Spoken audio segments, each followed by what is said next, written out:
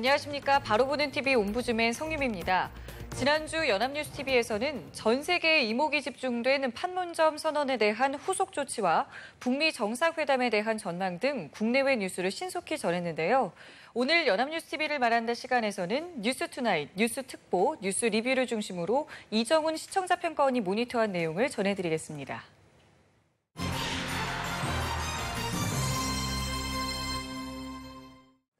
전 세계가 주목한 남북 정상회담이 성공적으로 개최되었고 장기간 끌어왔던 한국 지엄의 정상화 논의가 본격적으로 진행되었던 지난 한 주였습니다.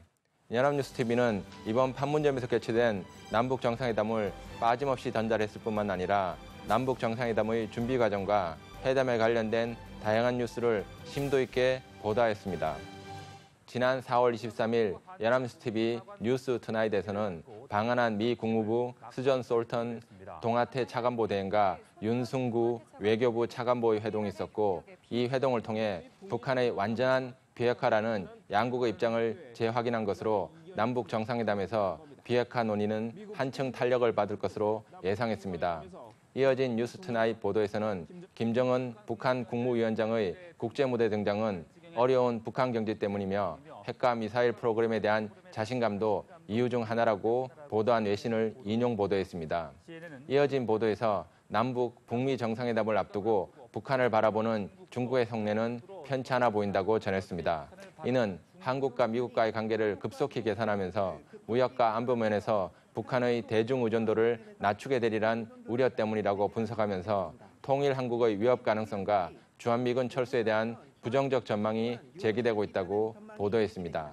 지난 25일 뉴스투나잇에서는 이번 남북 정상회담에서는 종전선언과 함께 정전협정을 평화협정으로 대체하기 위한 논의가 오갈 것으로 예상하면서 미래 주한미군의 역할도 달라질 것이라는 관측이 나오고 있다고 전했습니다. 평화협정이 체결될 경우 나토와 비슷한 역할을 할 수 있다는 관측도 나오지만 중국의 수용 여부가 변수가 될 전망이라고 전했습니다. 26일 뉴스투나잇에서는 이번 남북 정상회담에 참석하는 김정은 국무위원장은 북한의 최고 지도자로서는 처음으로 국군 의장대를 사열하게 될 것이라고 보도했습니다. 앞선 남북 정상회담에서도 당시 김대중 대통령과 노무현 대통령이 북한군 의장대를 사열한 바 있다고 설명했습니다. 이어진 보도에서는 중국 외교부가 성공적인 남북 정상회담을 기원했다고 전하면서 주요 관영 매체들도 연일 남북 정상회담의 준비 사항을 주요 뉴스로 전하며 큰 관심을 보이고 있다고 보도했습니다. 같은 날 뉴스투나잇의 보도에서는 방미 중인 아베 총리의 가스유키 보좌관은 이번 남북 정상회담을 정치적 수조로 평가하면서 북한에 대한 제재망이 이완될 우려를 주장했다고 보도했습니다. 또 아베 총리가 북한에 대한 압력을 유지하는 방침에는 변화가 없다는 취지의 발언을 했다고 보도했습니다. 이어진 보도에서는 남북 정상이 비핵화 논의에서 성과를 내면 이어질 북미 정상회담을 통해 경제 협력의 불씨가 되살아날 것이라는 관측이 조심스레 나오고 있다고 보도했습니다. 대북 제재 해제는 미국의 동의가 필요한 만큼 북미 정상회담에서 북핵 문제가 구체적인 성과를 내는 것이 필요하다고 지적하면서 남북 정상회담에서 북한의 카드가 주목된다고 보도했습니다. 27일 연합뉴스TV는 판문점에서 개최된 남북 정상회담 진행 과정을 상세히 보도하면서 특보 형태로 이번 정상회담의 핵심적인 내용을 설명하고 관련된 의미를 짚어보는 보도를 진행하였습니다. 특히 이날 연합뉴스TV는 환송 행사 이후 특보를 통해 판문점 선언에 포함된 관계 개선 발전과 군사적 긴장 상태 완화, 평화체제 구축을 위한 합의 내용을 설명했습니다. 이전 정상회담에서 이뤄진 6.15, 14선언을 적극적으로 이행하고 연락사무소 설치와 이산가족 문제를 논의했다고 전하면서 상호 적대 행위를 모두 중단하고 서해 북방 한계선 일대를 평화 수역으로 만든다는 내용도 포함됐다고 전했습니다. 또 남과 북은 올해 종전을 선언하고 정전협정을 평화협정으로 전환하기로 결정했고 완전한 비핵화를 통해 핵 없는 한반도를 실현한다는 공동의 목표를 확인했다고 밝히면서 국제사회의 지지와 협력을 촉구했다고 보도했습니다. 이어진 특보에서는 남북 정상은 군사적 긴장과 충돌의 원인인 상호 적대 행위를 멈추기로 했다고 전했습니다. 비무장지대를 실질적인 평화지대로 만들고 14선언 합의 내용인 서해 북방 한계선을 평화수역으로 조성해 나가는 것에도 합의했다고 전했습니다. 이어진 보도에서는 남북 정상은 올가을 문재인 대통령의 평양 답방을 시작으로 만남을 정리하기로 했다고 보도했습니다. 이어진 뉴스 특보에서는 남북 정상의 공동선언문에는 비핵화 내용이 포함되었고 시기와 방법 등은 곧 있을 북미 정상회담에서 다뤄질 것으로 예상했습니다. 미국이 주장하는 비핵화와 북한의 체제 보장 사이에서 한국의 역할이 더욱 중요해졌다고 분석했습니다. 남북한 정상 간 논의를 이어가기로 했고 미국과는 다음 달 정상회담을 통해 조율할 것으로 사실상 남북 대화 성패에 대한 최종 판단은 북미 회담의 결과에 달렸다는 분석이 나오고 있다고 전했습니다. 이어진 특보에서는 이번 판문점 선언에 남북 공동 연락사무소를 개성에 설치하는 내용이 포함되면서 개성공단 기업들은 공단 정상화에 대한 기대감을 갖게 되었다고 보도했습니다. 개성공단 재가동이 결정되면 이르면 2개월 내에라도 정상화될 수 있을 것이라고 예상하면서 개성공단 기업협회 조사 결과 공단 입주기업의 96%는 공단이 다시 문을 열면 재입주하기를 희망하는 것으로 나타났다고 보도했습니다. 이어진 특보에서는 남북 정상이 동해선과 경의선의 철도와 도로를 우선 연결하기로 합의했다고 전했습니다. 이미 관련 기업들은 준비 작업에 착수한 상태로 코레일과 한국철도시설공단은 남북철도를, 한국도로공사는 남북도로 연결 사업을 대비하고 있다고 보도했습니다. 이어진 특보에서는 서해 북방 한계선 일대를 평화수역으로 전환하고 남북 어민들이 공동 어로 활동을 하고 군사적 충돌을 방지할 수 있는 장치가 마련될 예정이라고 보도했습니다. 황금어장인 NLL 일대 중국의 불법 조업 어선에 대해 남북 당국이 공동으로 대응할 수 있는 길도 열릴 것으로 보인다고 전했습니다. 이어진 특보에서는 북한이 대북 제재 해제의 조건으로 미국이 내건 비핵화를 이행하겠다고 선언, 국제사회의 제재가 풀릴 가능성이 커지고 있다고 진단했습니다. 남북은 4.27 판문점 선언을 통해 한반도 비핵화를 위한 노력을 명시했는데 이것은 북한의 완전한 비핵화를 공식화한 것이라고 할 수 있다고 지적했습니다. 북미 정상회담에서 북한이 미국에게 완전한 비핵화 확신을 줄 수 있을지가 남북 경제협력의 최대 변수가 될 것으로 보인다고 설명했습니다. 지난주 연합뉴스TV는 남북 정상회담 관련해서 상당히 많은 보도를 진행했습니다. 사안의 중요성이나 국민적 관심도를 고려할 때 적절한 보도였다고 할 수 있습니다. 남북 정상회담 자체만이 아니라 남북 정상회담 준비 과정에서의 다양한 외교적 반응에 대해서도 다루었는데 전체적으로 상당히 차분하게 보도하였고 회담 전 정상회담의 결과나 영향에 대한 설명이나 예상도 균형 있게 제시되었다고 할 수 있습니다. 이러한 보도들은 남북을 둘러싼 다양한 이해관계들을 설명하고 현실적 제약을 이해하는 데 도움을 주는 보도였다고 할 수 있습니다. 다만 전반적인 보도의 방향들이 정치적인 면을 강조하면서 다소 딱딱하게 다뤄진 것이 아닌가 하는 아쉬움은 있습니다. 이번 정상회담의 성과가 국민들의 삶에 구체적으로 어떻게 연결되는지를 보다 알기 쉽게 제시했다면 보다 설득력 있는 보도가 되었을 것입니다. 연합뉴스TV는 한국 GM의 정상화 논의 과정을 상당한 비중을 두고 보도하였는데 전반적인 보도 방향이 논의 과정의 주체인 노사 양측의 입장을 중심으로 이루어졌습니다. 지난 4월 23일 연합뉴스TV 뉴스 리뷰에서는 그동안 자구한 합의의 진통을 겪던 한국 GM의 노사가 막판 타결에 성공했다고 보도했습니다. 사측은 군산공장 직원에 대한 추가 희망퇴직과 전환 근무를 실시하는 방향으로 결정하고 노사는 경영 정상화를 위해 임금 동결과 성과급 미지급 등에 합의했다고 전했습니다. 이어진 뉴스 리뷰 보도에서는 노사가 구조조정에 대해 잠정 합의했지만 채권자 산업은행과 대주주 미국 GM 간 협상이 남아있다고 전했습니다. 한국 GM은 이미 자본 장식 상태이고 희망퇴직자들에게 줄 퇴직금 말고도 매월 4천억 넘게 필요한 상태인 것으로 알려진 가운데 GM은 한국 GM에 꿔준 돈 3조 원을 출자 전환을 조건으로 산업은행 측은 과거 부실에 대한 지원을 거부하고 있다고 전했습니다. 산은과 GM은 한국 GM의 회생 방식에 대해 최종 절충에 들어간다고 분석했습니다. 이어진 보도에서는 김동연 기재부 장관이 한국 GM 임단야 합의는 좋은 사인이라고 정부는 3대 기본 원칙에 따라 최종 합의가 나오는 대로 GM과 협의를 시작할 것이라고 밝혔다고 보도했습니다. 4월 25일 뉴스 리뷰에서는 한국 GM 노사의 임금 및 단체 요약 잠정 합의안에 대한 찬반 투표는 가결될 가능성이 높다고 전했습니다. 인단협을 통한 구조조정 방안 노사 합의에 이어 한국 GM 회생에 필요한 약 6조 원에 대한 GM 본사와 정부, 산업 간의 구체적인 지원 방안에 대한 논의가 이어질 것이라고 설명했습니다. 우선 GM은 한국 GM에 빌려준 3조 원을 주식으로 바꾸는 출자 전환과 2조 5천억 원의 신규 자금 투입을 조건으로 2대 주주인 산은의 지원을 요구했고 정부와 산은은 5천억 원의 자금을 지원하되 10년 이상 사업 유지와 주요 의사결정에 대한 거부권을 먼저 약속하라는 입장이라고 설명했습니다. 정부와 산은의 요구를 GM 측이 수용하고 정부와 산은도 지원액을 최대 8천억 원까지 늘리는 방안을 고려 중이라고 전했습니다. 4월 26일 뉴스투나잇에서는 정부와 GM이 한국 GM 정상화 방안에 조건부 합의했는데 총 7조 7천억 원의 자금 투입과 향후 10년간 생산설비 이용, GM의 한국 철수를 막을 산업은행 비토권 유지 등의 내용이 담겨 있다고 설명했습니다. GM은 산은과 협상 과정에서 자금 투입 규모를 13억 달러 늘리겠다고 밝혔고 산업은행도 우리 돈 8,100억 원의 신규 자금을 투입할 것이라고 전했습니다.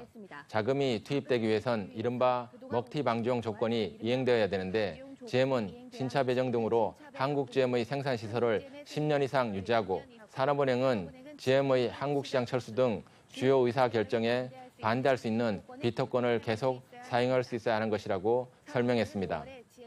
한국 GM 회생에 대한 지난주 연합뉴스TV 보도는 한국 GM의 노사와 산업은행과 GM 본사의 입장을 중심으로 구성되었습니다. 물론 이번 사태의 해결책을 구하는 과정에서 한국 GM의 구성원과 책임 주체들의 입장이 중요한 것은 사실이지만 이번 사안은 다국적 기업에 대한 정부의 대처 방식을 볼 수 있다는 점에서 또 다른 의미가 있는 사안이라고 할 수 있습니다. 많은 국민들은 한국 GM의 문제를 어떤 관점에서 이해해야 하는지 궁금해하고 있습니다. 한국 GM이 가지고 있는 국가 경제적 영향력과 사업적 가능성 등을 보다 객관적으로 설명하고 개별 기업의 사안을 넘어서 국가 경제를 포함하는 거시적 안목을 제공하는 정보들이 추가되었다면 보다 풍부한 사회적 논의를 이끌어낼 수 있었을 것입니다.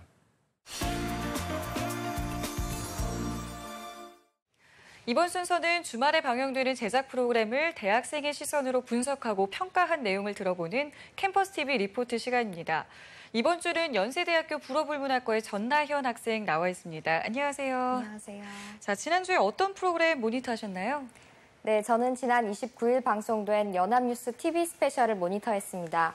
연합뉴스 TV 스페셜은 우리 사회에 나타나는 여러 현상을 다양한 시선과 독특한 구성으로 대안을 제시하는 프로그램인데요. 지난 방송에서는 남북 교류가 끊어지기 이전 북한에서 활약했던 각계 전문가의 당시 북한 체류기를 통해 새로운 남북 교류의 불씨를 어떻게 되살릴 것인가에 대해 모색해본 시간이었는데요. 자세한 모니터 내용 지금부터 전해드리겠습니다.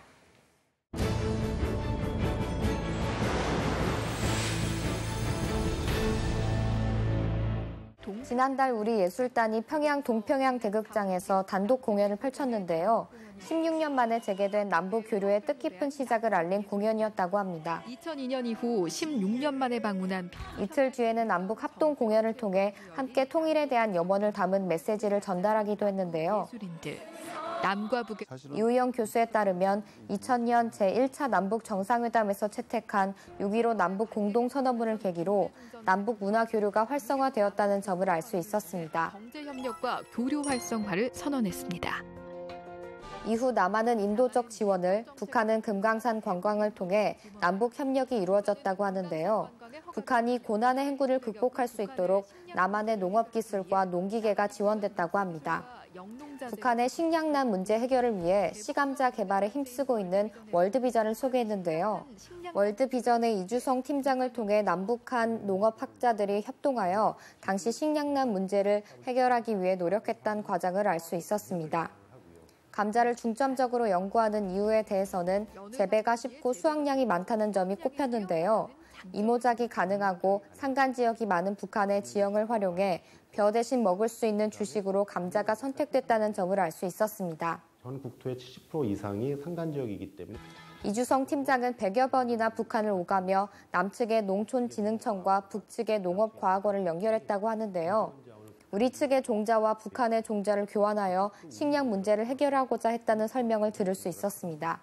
그런 것들을 또한 목숨을 내놓고 식량 문제 해결에 앞장섰다는 북한 학자들에 대한 인터뷰 내용이 인상 깊었는데요. 인민들이 먹는 문제 해결이 좀 더 늦춰지는 거 아니냐. 그런 노력 덕분에 연평균 1,500만 알의 감자를 생산하며 감자가 주식으로서의 역할을 해냈다는 것을 알 수 있었습니다. 하지만 이후 정치적 상황이 악화되며 농업 사업을 마무리 짓지 못했다고 하는데요. 지속적인 교류의 중요성을 알 수 있었던 부분이었습니다. 농업은 적기에 들어가야 하는데 다음으로는 의료 부문의 교류가 소개됐습니다. 독일은 단계적으로 통일을 준비하며 가장 격차가 컸던 보건의료 부문의 교류를 가장 먼저 시작했다고 하는데요. 남북한 의료 격차를 줄이기 위해 노력하는 국제의료센터의 모습이 소개됐습니다. 지난 21년간 북한 결핵 퇴치를 위해 힘써온 인요한 소장은 소아 백신 사업을 추진하며 예방접종 사업을 이끌어왔는데요. 결핵을 치료하며 북한 사람들의 마음을 열어갔다는 인요한 소장의 인터뷰가 인상적이었습니다.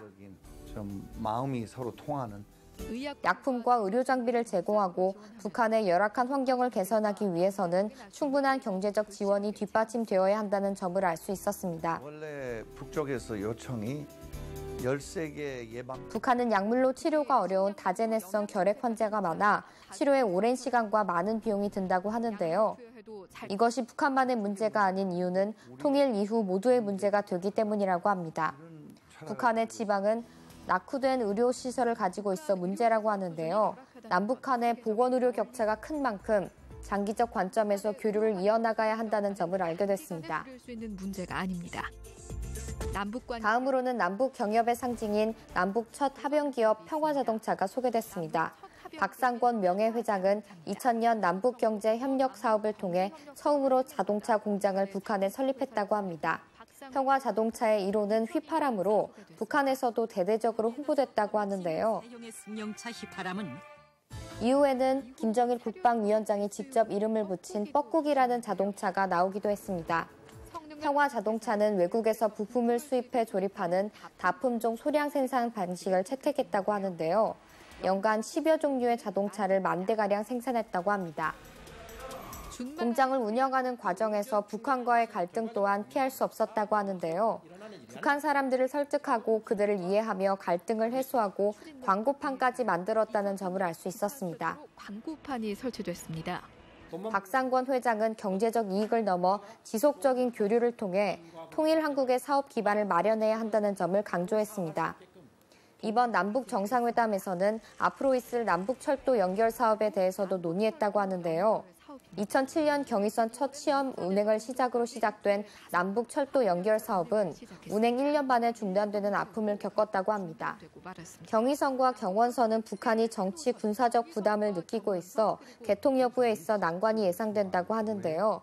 저희들이 알고 있기는 이에 비해 부담이 적은 동해선을 완공하여 러시아의 송유관과 가스관을 연결할 수 있는 희망이 남아있다고 합니다. 동해선 또한 11년간 운행이 중단된 상태인데요. 인내와 설득이라는 과정을 통해 운행을 재개할 필요가 있다는 점을 알 수 있었습니다. 활짝 핀 봄꽃처럼 한반도에도 역사적인 네, 모니터한 내용 잘 봤는데요. 연합뉴스TV 스페셜에서 다뤘던 여러 가지 주제 중에 가장 인상 깊었던 장면은 어떤 건가요? 네, 저는 남한과 북한의 과학자들이 사명감을 가지고 시감자 개발을 위해 애쓰며 좋은 결과물을 만들어냈는데 2016년 이후 북과 교류가 단절돼 더 이상 북한에 못 갔다는 내용이 가슴 아프게 생각되어 인상 깊었습니다. 지속적인 교류와 연구를 통해 북한의 식량난 문제를 해결해야 한다는 생각이 들었습니다. 네, 알겠습니다. 지금까지 연합뉴스TV 스페셜을 모니터한 연세대학교 불어불문학과의 전나연 학생과 함께했습니다. 오늘 말씀 고맙습니다.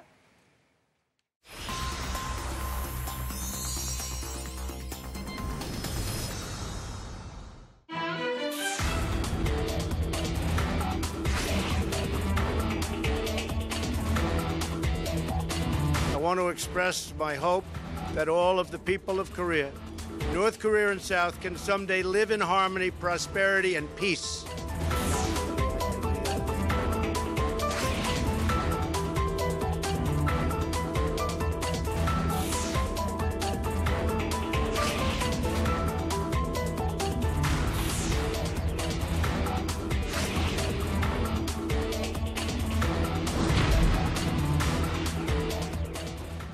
4월 27일 남북 판문점 선언에 한반도 비핵화가 명문화됨으로써 이번 달에 열릴 북미 정상회담 비핵화 로드맵에 대해서 구체적인 합의를 어떻게 이끌어낼지 전 세계 이목이 집중되고 있습니다. 오늘 TV와 비평 시간에는 북미 정상회담 전망과 과제에 대해서 외신과 우리 언론에서는 어떻게 보도하고 있는지 자세히 알아보도록 하겠습니다. 국가공무원 인재개발원 김진숙 교수 나오셨습니다. 안녕하세요. 네, 안녕하세요. 자, 먼저 남북 정상회담의 결과, 또 앞으로 있을 북미 정상회담에 대해서 미국의 반응을 좀 짚어주시고요. 네. 또 미국 현지 언론과 국내 언론은 어떻게 보도하고 있는지도 전해주시죠. 네, 문재인 대통령과 김정은 위원장의 역사적인 회동에 이어서 종전선언과 또 한반도 비핵화 의지를 담은 판문점 선언이 발표되자 외신에서는 이를 중점적으로 보도를 했습니다. 우선 CNN은 홈페이지 전면에 문 대통령과 김 위원장의 사진을 게시하고 North and South to End Korea War, 남북이 한국 전쟁을 끝냈다라는 제목을 실었습니다. 남북이 한국전쟁 종전 65년 만에 전쟁을 완전히 멈추고 평화협정을 맺기로 했다는 것을 소개한 것이죠. 이러한 평화협정이 이제 남북을 넘어서 북미 간 대화로 이어질 것으로 전망되면서 그동안 북한에 대해서 다소 좀 회의적인 시선을 보내던 미국 언론들도 태도가 좀 달라지는 모습이었는데요. 남북 정상회담을 성공적으로 평가하는 한편 트럼프 대통령이 남은 과제를 수행해야 한다면서 자연스럽게 북미 회담 쪽으로 초점을 맞추는 모습이었습니다. 그 가운데 워싱턴 포스트는 이전에도 비핵화를 향한 합의가 있었지만 번번이 무산됐던 점을 짚으면서 이번 협상이 성공 가능했던 이유로 우선 김정은 위원장의 대범함, 또 문 대통령의 신뢰감, 끝으로 트럼프 요소를 들어서 아주 꼼꼼하게 분석을 했습니다. 그러면서 북미 회담에서도 북한이 좀 더 수월하게 협상에 임할 수 있을 것이라고 내다봤습니다. 뉴욕타임스는 트럼프가 결국 이번 협상을 마무리 짓는 위치에 놓이게 됐는데 판문점 선언에서 한반도 비핵화를 확인은 했지만 구체적인 이행 방안은 담기지 않았기 때문에 그 문제는 트럼프 대통령의 역량이라고 진단했습니다. 이렇게 미국 언론들은 남북 정상회담에 대한 어떤 성공적인 평가와 함께 북미 정상회담에 임할 대응 전략을 짜면서 앞둔 회담을 기대하는 모습을 보였습니다. 한편 이제 우리 언론은 남북 정상회담에 대한 긍정적인 평가 외에도 회담 후 후속 조치 등 앞으로의 전망을 쏟아냈는데요. 핵실험장 폐쇄, 그리고 남북 간 표준시 통일, 특히 남북 경협, 남북한 경제 협력에 거는 기대감을 드러냈습니다. 다만 보수 언론에서는 성급한 낙관을 견제하면서 안보 의지와 한미일 간의 공조를 강조했습니다. 미군 철수 문제라던가 또 여전히 신경이 쓰이는 중국 등 여러 가지 우려를 전하면서 냉랭한 논조를 보였습니다. 또 한국일보는 중도적인 입장을 보이면서 앞으로의 과제를 제시하기도 했습니다. 자, 말씀해 주신 것처럼 세계의 눈은 이제 북미 대화에 쏠리고 있는데요. 이 북한의 핵 문제 해결 방식에 대해서 미국과 북한의 입장은 어떤지도 정리를 해주시고요. 또 언론들은 어떻게 보도하고 있는지도 전해주시죠.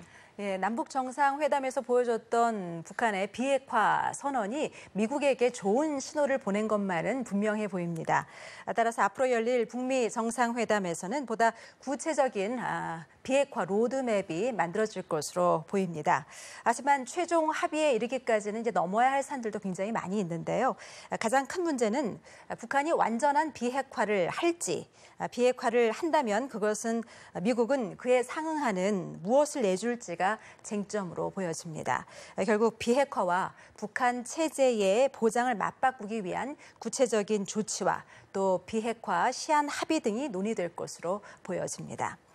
난관이 예상되는 부분이라면 이제 북한은 비핵화 로드맵으로 단계적으로 또 동시적인 방법을 원하는 것과 달리 미국에서는 일괄적인 타결을 선호하는 것으로 보여집니다.